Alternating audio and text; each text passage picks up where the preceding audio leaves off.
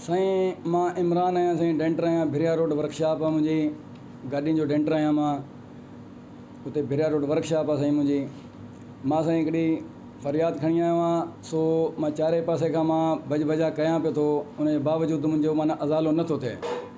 मां हिकिड़ो शख़्स आहे हे जेको आहे सो पाण खे जेको आहे सो वकील हाई कोर्ट जेको आहे सो शबीर अहमद मलक जंहिंजी इहा रिकॉर्डिंग ऑडियो इन में आहे सर। ठीक है, ये बाकायदे मां मीडिया के हवाले तो कयां। तेरे को बताऊंगा राइट नंबर क्या है। मैं शबीर मलक वकील बोल रहा हूँ हाई कोर्ट का, ठीक है ना।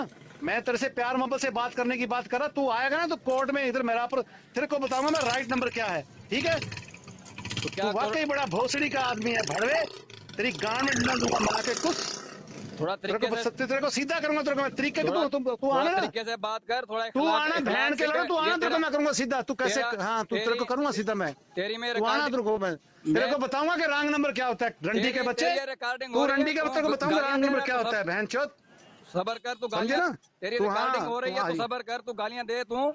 हाँ तू तेरे को मैं बताऊंगा, तू आएगा ना, चल ठीक है, तू आजा, आना फिर आना। अबे तू एसएसपी साहब के फौरन मां पंहिंजी रिक्वेस्ट तो कयां, मुंहिंजो जेको आहे सो हवालो कयो वञे ऐं मूंखे प्रोटेक्शन ॾिनी वञे।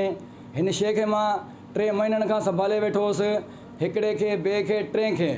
मां हाणे ज़ाहिर थी वई आहे इहा एविडेंस मां मीडिया जे हवाले थो कयां। हाणे मूंखे इन जे अलावा मोतमार धमकियूं मिलियूं आहिनि ऐं हाणे जॾहिं एविडेंस मां मीडिया जे हवाले कयां थो, हाणे मूंखे इहे ज़रूरु ये मूंखे जानी नुक़सान करे सघे थो। सो बहरहाल मूंखे एसएसपी साहब खां गुज़ारिश आहे, मूंखे जेको पंहिंजे बचाव जे लाइ पंहिंजी प्रोटेक्शन ॾिनी वञे ऐं हिन जे ख़िलाफ़ु क़ानूनी कार्रवाई कई वञे फ़ौरन।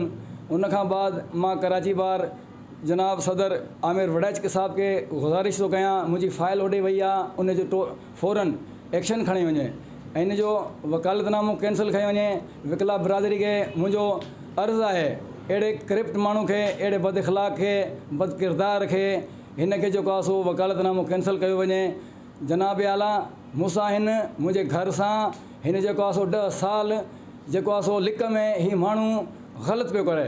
मुंहिंजे बचड़नि सां मुंहिंजो घर हिन माण्हू फिटायो आहे। हिन सां गॾु 3 माण्हू आहिनि जंहिंजो नालो यासीन वल्द झंडू, उहो बेलाणी जो आहे। जब्बार मलक अथई, आशिक़ मलक अथई।